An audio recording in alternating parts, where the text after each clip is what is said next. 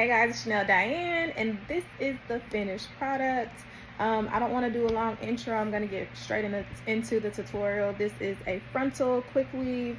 Here is the frontal action so you guys can see it. It turned out really well. I'm really excited for this tutorial. The hair I have in is from Aavya Hair. I'm currently having a sale for the next week. So look at the site for the exact dates. And this is the Southeast Asian Wavy mixed with Indian Wavy, and the combo, chef's kiss. So again, hope you guys like it. I'll insert some pictures, videos so you guys can get it, but yeah, let's get into the tutorial. Bye.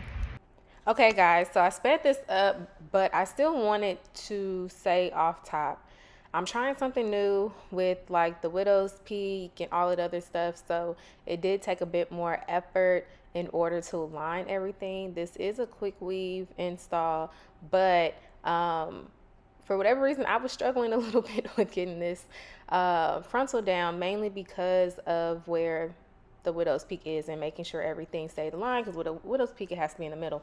But it's the same process. You're gonna sew the back of the frontal. One of the tips I do have when I'm making a wig or when I'm doing a sew-in frontal, I always have to put the frontal a little bit further of than where I want it to be placed, only because typically when I'm sewing I end up pulling the frontal back, and then it's the same thing with closures too.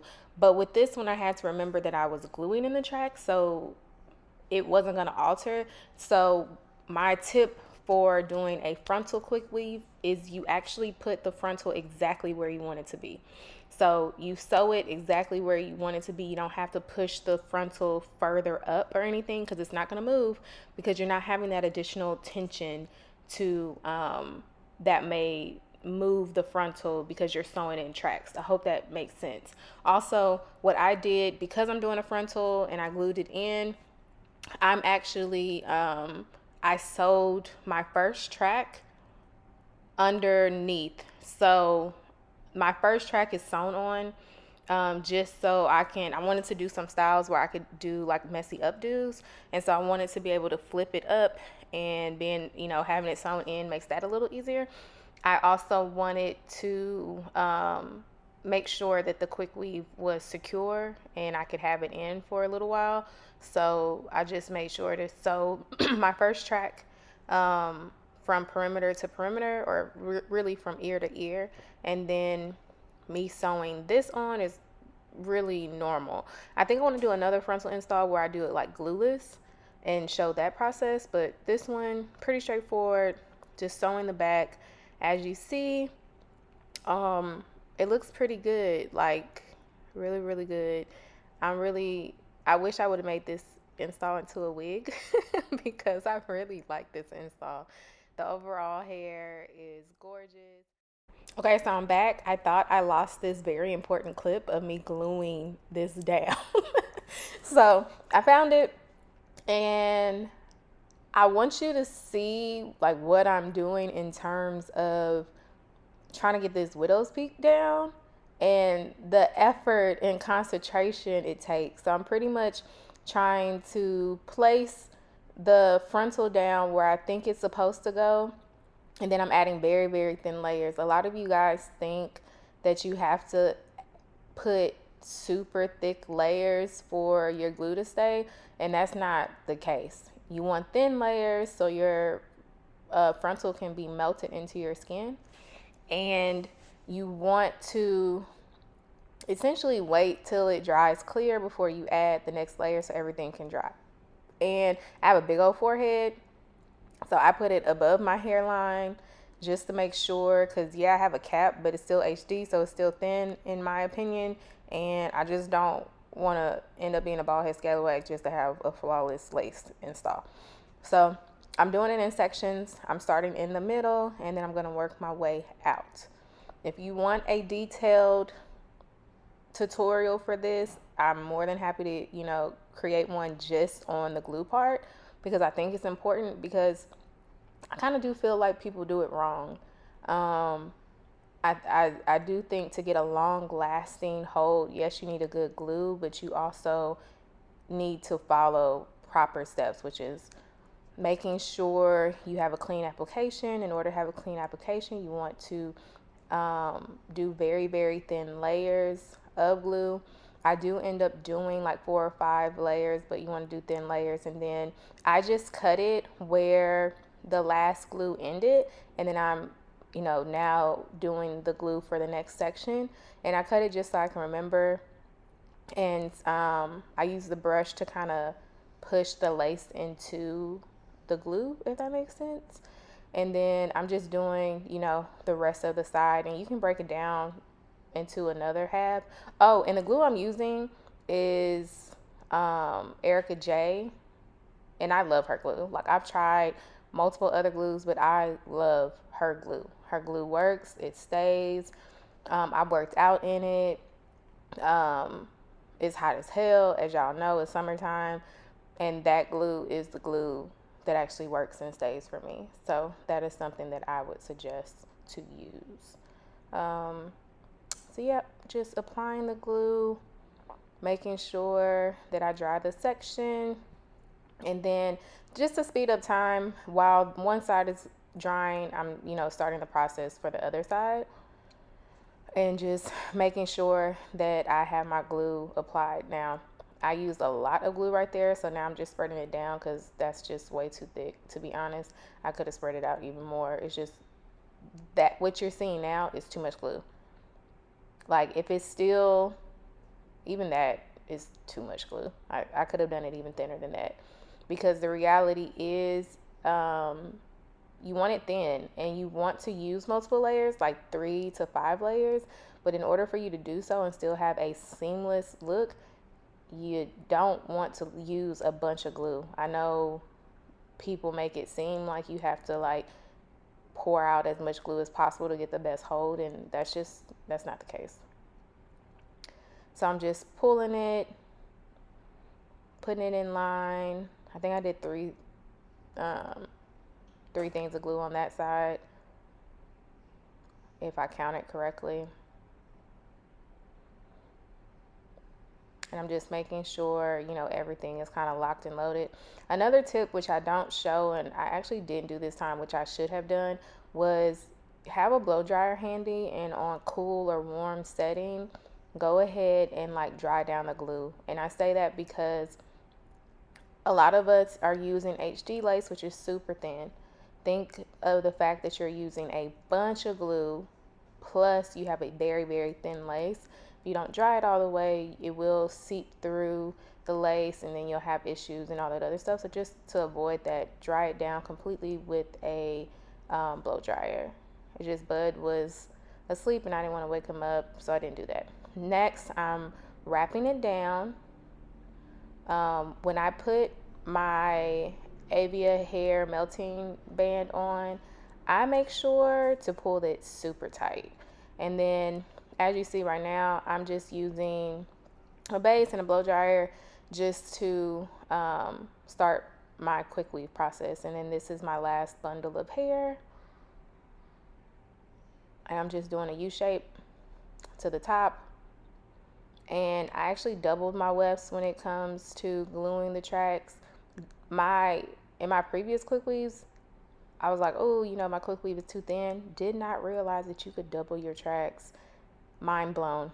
Changed the game. I was able to get all 4 bundles locked and loaded with a frontal by doubling my tracks.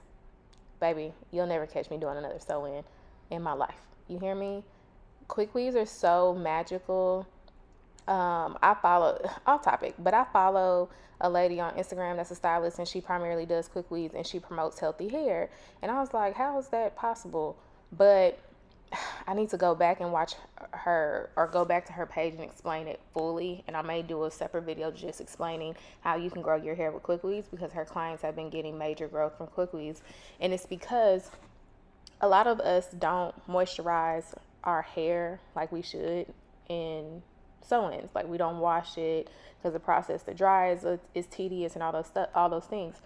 But with a quick weave, you essentially can lock in the moisture with the cap. So I use my leave-in spray. I spray my hair with water. I misted my hair with water. I used a little bit of oil on my scalp, and then I also use grease. Yeah, I'm going back to just using grease before I put my caps on. So all of that is locked in right now. So she explained it in relation to like growing a plant. Like, you know, if you create moisture and darkness, then plants end up growing quicker. I gotta go back and look to give y'all the full rundown. But I've tried it one time before, and when I took my hair down, my hair had never been so moisturized before in my life. Because think of if you're doing a hot oil treatment and you put like a cap on, like a plastic cap to lock in the moisture, or you're doing a deep conditioning and you put a plastic cap to lock in the moisture. That is the same thing you're doing with a quickweave.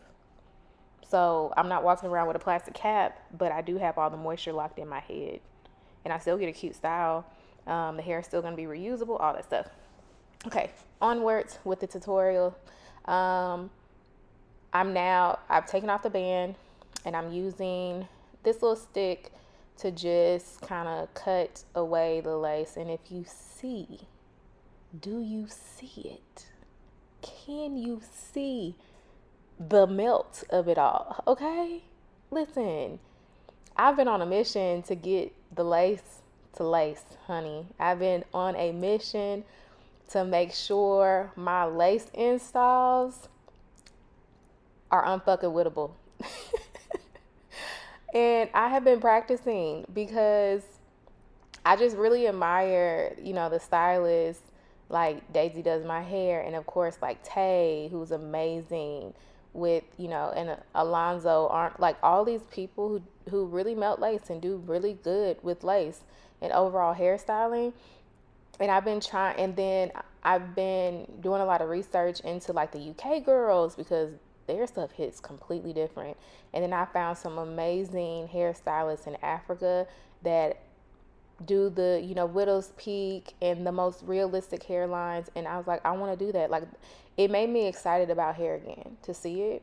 And so I've been practicing, and I want to get better at my videos so I can really show y'all how I pull everything together, because my installs have been hitting like honey. And this one is good. I'm not gonna lie, I really like this install, but I even want to get better than this. So I do also have, because I feel like my plucking technique is different now. So I did record my bleaching and my plucking process, and I have that recorded if you guys want to see, and I'll put that up, just let me know. But I do want to spend a little bit more time on showing y'all my tips and tricks with lace, because I've just been trying to test out different things to see what works and what doesn't. One of the things I do notice though is if you see lifting where like if you pull back the lace when you're cutting and you see some lifting, just apply some glue, a thin layer. I typically only do 2, and I would suggest at this point, once you have all the lace cut, to use a blow dryer and lock it all in, and then put that melt band back on. So that is something that I've noticed has worked really well. And you want to pull the melt band tight when you put it on, and you want to leave it on for at least 15 minutes. Go do something else, but don't disturb it. Don't do anything. This is before you do any melting spray, whatever. This is just the glue.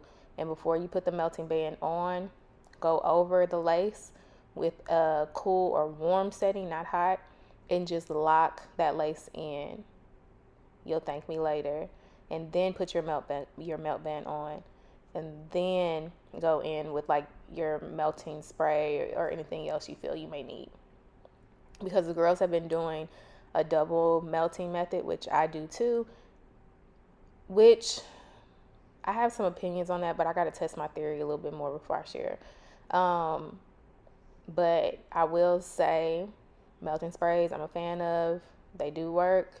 They're magical, but I'm trying to find out like the top tier melting combination. And right now I'm just thinning out my sideburns, using the razor to cut it down. And then off camera, I do end up plucking a little bit more. Like, I make sure that my lace looks like scalp, so I just make sure to pluck a little bit more. So now that I have it dry, I am adding my melting spray, and I'm just setting it with my Nairobi foam before I wrap it again. And this just gives me like a seamless type of look and allows me to do what I need to do, you know? Just make it look even more realistic. So putting that band over, getting my band pulling tight, honey, tight.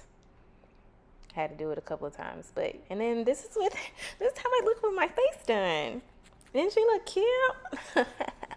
I also ended up doing my nails. I did Gel X and I recorded that process too. So if y'all want to see that, comment down below. I have that recorded. Very much in the Barbie spirit of things. So that's what I have on the pink and the pink lip and all that other stuff and pink nails. But yeah, this is winding up. So now I'm going to show you guys. Oh, and I ended up curling my hair the previous day. That's why I wasn't wavy anymore. It looked like this. It's because I ended up, having a FaceTime bae, and I didn't want him seeing me with my hair all crazy. So I just went ahead and threw some curls in it real quick. And this is me the next day,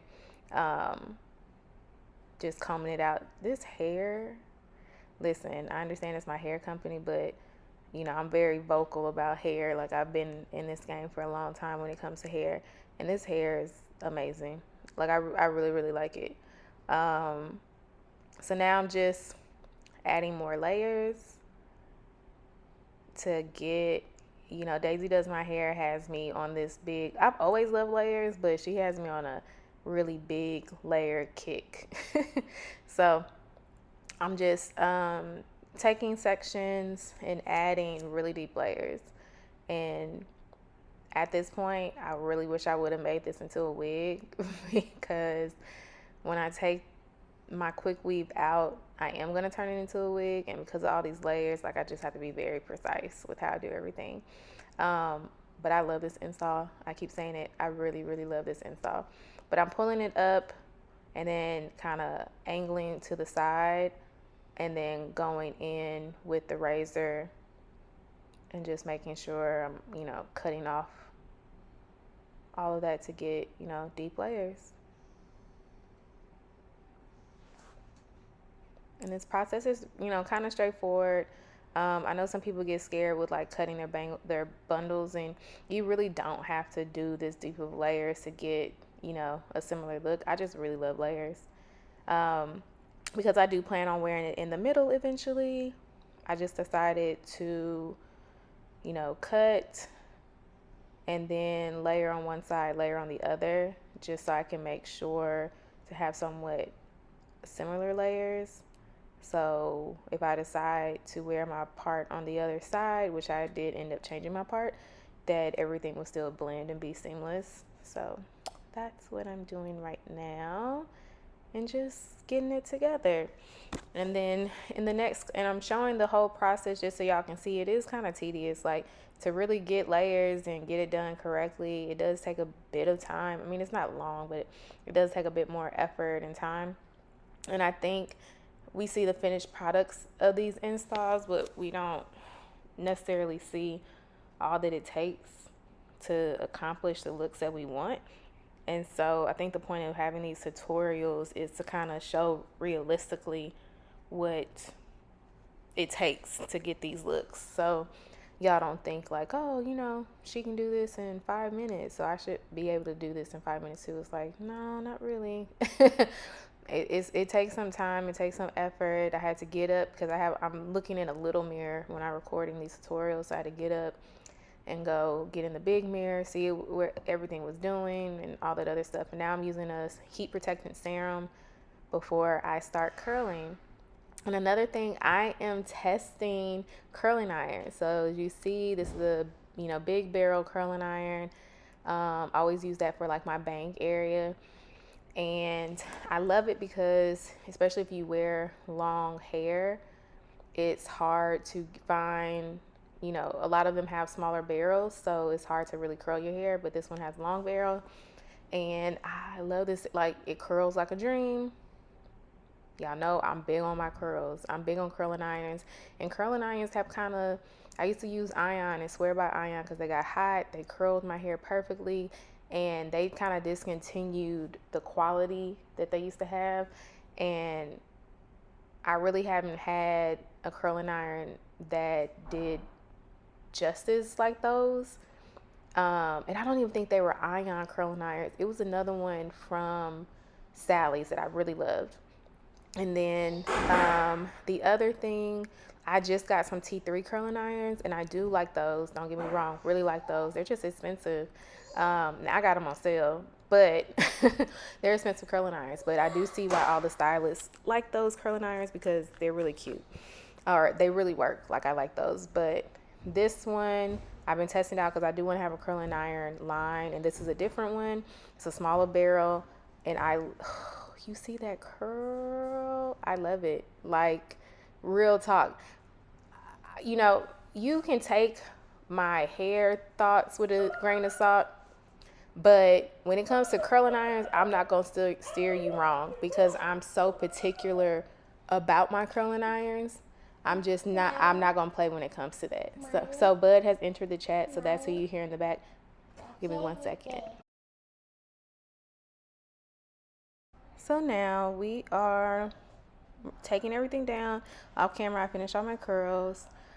I'm spraying some Design Essentials Reflections on my hair for a little bit more shine. And I love the way it smells, honestly. So just taking everything down, and then I'm going to comb it out.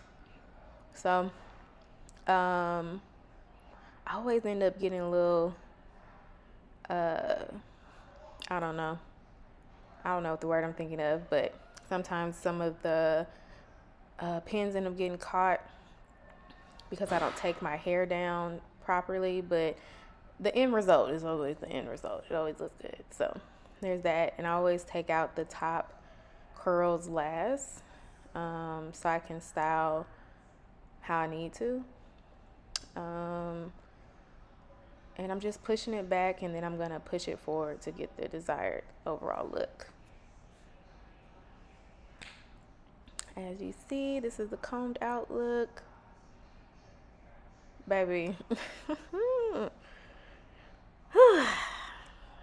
don't know what to say. This install is installing, okay? And then I ended up having a not flat iron, put the curling iron on it to flatten a little bit. There goes Buddy, me pushing him away. Because I swear, anytime I'm trying to do something productive, he wants to be held and cuddled and just in the mix. He can tell my full undivided attention's not on him, and so he just wants to be involved in that. I end up snagging one of the curls because, again, I removed, the curl incorrectly, or you removed the pin incorrectly. And then it ended up getting a little tangled. So that was me combing that out. And now I'm just trying to get the front kind of how I want it to be. And just, finger combing it with the comb, fluffing the curls out, smoothing things down. I ended up doing double tracks all the way to the top of the frontal, which I shouldn't have done, because I feel like it's a little bulky at the top. So I do suggest about 4 rows from the top where you want to meet the closure of the frontal or whatever to start doing single wefts, just to make sure it's flat and more seamless.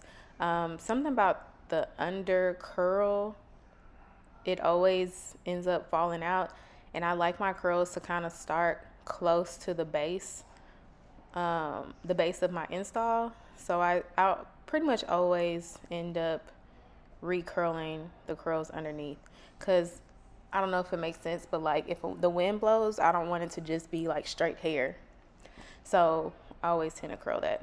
And then I was trying to see, like, could I do it in my face if I was gonna like that style? And I was like, yeah, no, I ain't put all this effort into doing this frontal for you not to be able to see that I put all this effort into doing this frontal. Okay.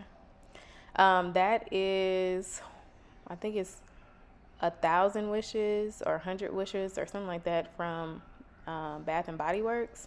It's their dry shampoo. Baby, when I tell you their dry shampoo smells amazing, It smells amazing.